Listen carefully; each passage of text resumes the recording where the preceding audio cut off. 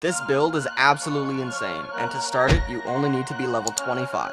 In this video, I'm going to go over every single ability and aspect of this build so you know exactly how to build it and how to use it effectively, as well as weapons and equipment to enhance the build even further. If this video helps you out or you enjoy the video in any way, a like, comment, or subscribe goes a long way. First, you'll start in the staff stances section, and you'll put 3 points in exhilaration, which increases health recovered for using focus points, which is a big theme of this build, so stay till the end to see how it comes together. Next, we'll be putting 1 point in force unbound and resolute counterflow. The force unbound skill will allow us to charge our heavy attacks while sprinting, so we can be more agile while still doing good damage. And resolute counterflow will allow us to perform a special move during light attack combos, which, if timed correctly, will parry attacks. This will also consume focus, restoring some health. Once those 5 skill points have been put into those skills, the next section of this tree will unlock, allowing you to put 2 more points into Iron Bound Resolve, which will considerably reduce damage you take once you use a charged heavy attack, which again you'll be doing quite frequently. 3 more points will go into Instinct, which will reduce the stamina cost for all these charged heavies that you're going to be doing. Moving to the third and final section of this skill tree,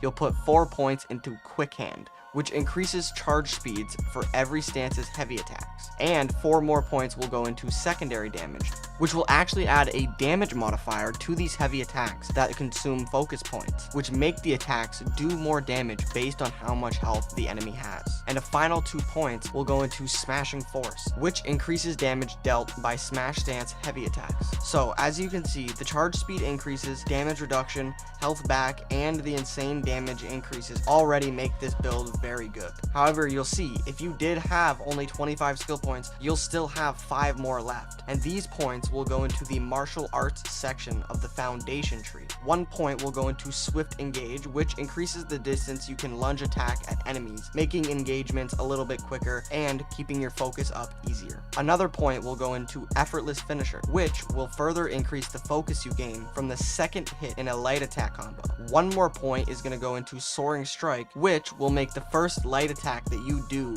more damage after you've been sprinting for a little bit. And your final 2 points will go into Punishing Downpour, making your light attack combos do more AoE damage. So all of these skills that we've just acquired already work very great together. However, we can still make them even better. First off, if you have the first relic, activate its first effect so you can build more focus. And if you have the second relic, activate either its first or third effect to make your invincibility window slightly longer on all of your varied combos, or gain a little bit more damage for a period of time on a perfect dodge. And if you are far enough and have the third relic, activate the first ability, which will give you some damage reduction when you're using spells such as Immobilize or Shadow Form Jutsu. And finally, we're gonna make this build absolutely broken. We're gonna get the Kang Jin Staff, which can be crafted after defeating the Lightning Dragon in Chapter 3. This will give your spinning attack in light attack combos a lightning effect, which will linger around your staff for a few seconds after it's activated.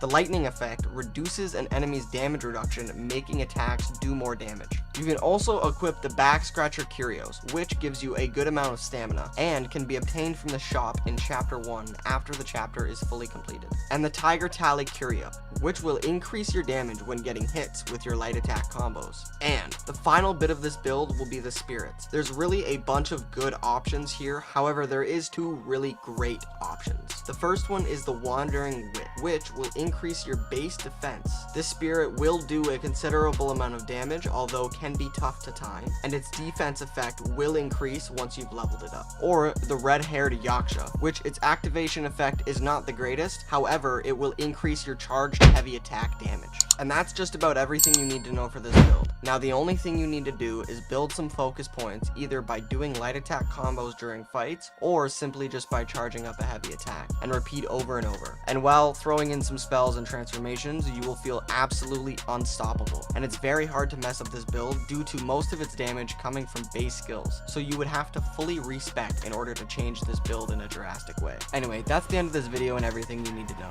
You can just build out the base of this build and change it up just a little bit to fit your playstyle better, or you can just straight up copy what I did and go to town. I hope this helps you get past that one boss or tough section, and if there's any questions, leave them down below, and I'll answer them as soon as I see them. And if this did help, make sure to like the video and subscribe. That'd help out the channel a ton. Thanks for watching, and have a great day.